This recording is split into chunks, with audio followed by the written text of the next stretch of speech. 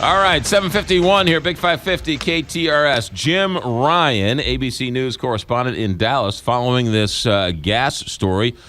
Jim Ryan, good times are here again. Gas here, the lowest in Missouri, lowest in the country.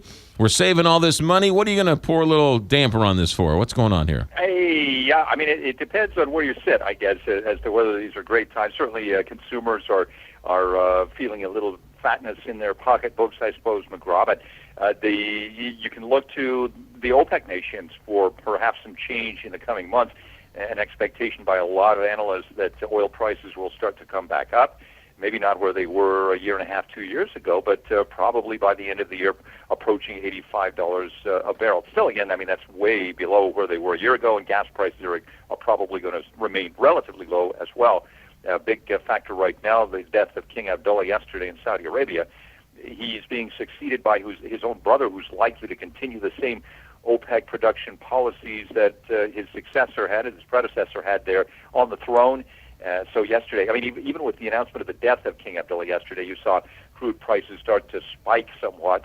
That calmed down by the end of the day. But, I mean, it shows you how volatile the whole market is, McGraw. It really is volatile, and it is sort of an interesting game everybody's playing. And Saudi Arabia's economy is all about oil, but they also want to keep the drug addicts, the Americans, addicted to foreign oil. And if oil goes too high, we'll just keep pumping our oil sands and keep it low and cut them out of the deal.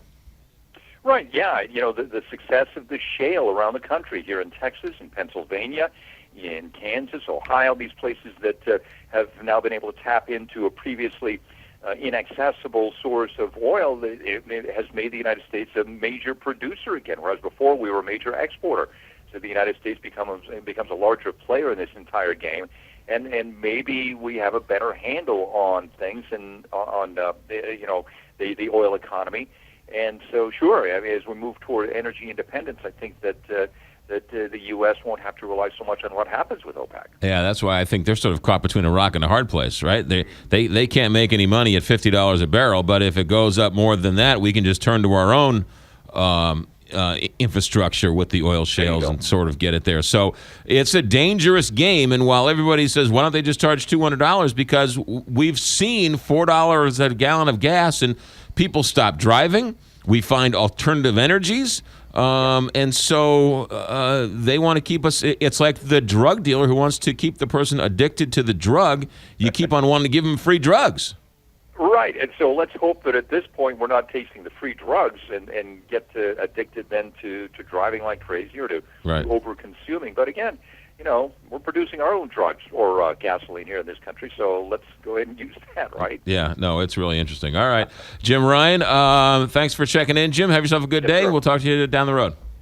All right, later. 7:55 here, Big 550 KTRS.